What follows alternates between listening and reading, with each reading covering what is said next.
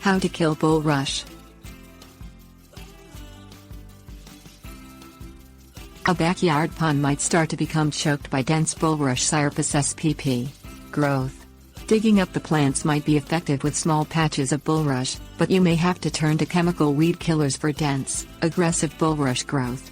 There are no biological control methods for bulrush. Growth habit.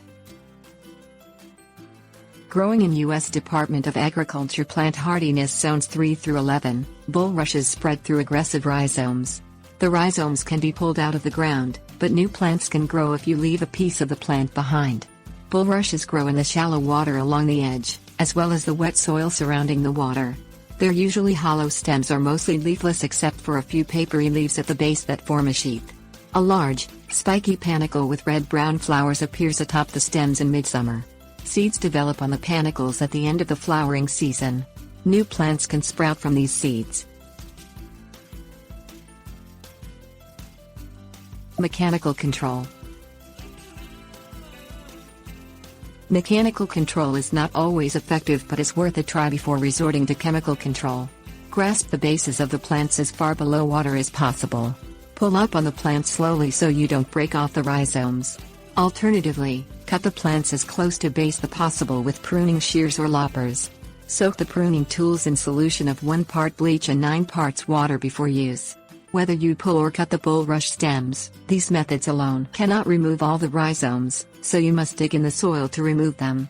This isn't always easy when the rhizomes are underwater, but the rhizomes are buoyant and float to the surface if you loosen them with a shovel or garden rake.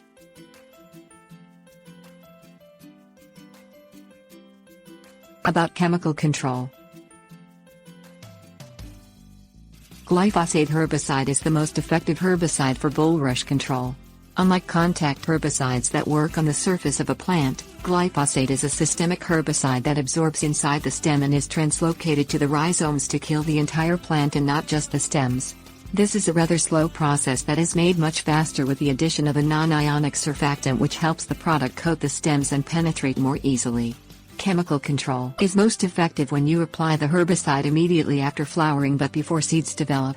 It takes roughly 2 weeks for the glyphosate to desiccate the stems and completely kill the bulrush. Applying Gyphosate to bulrush. While many weed killers contain glyphosate, only use a product labeled for use on aquatic plants for bulrush. Mix the glyphosate in a garden sprayer at a rate of 2 ounces to 1 gallon of water, or according to the label's instructions. Add a non-ionic surfactant at a rate of about 1 teaspoon per gallon of water. Spray the herbicide along the length of the stems until they're well coated, but not so heavy that the liquid runs off the stems into the water. Treat no more than 1/4 of the bulrushes in one session, particularly if there are other plants or aquatic wildlife in the pond because the dying plants can deplete the oxygen in the water, killing fish and other creatures in the pond. When the bulrushes have died, remove them from the pond.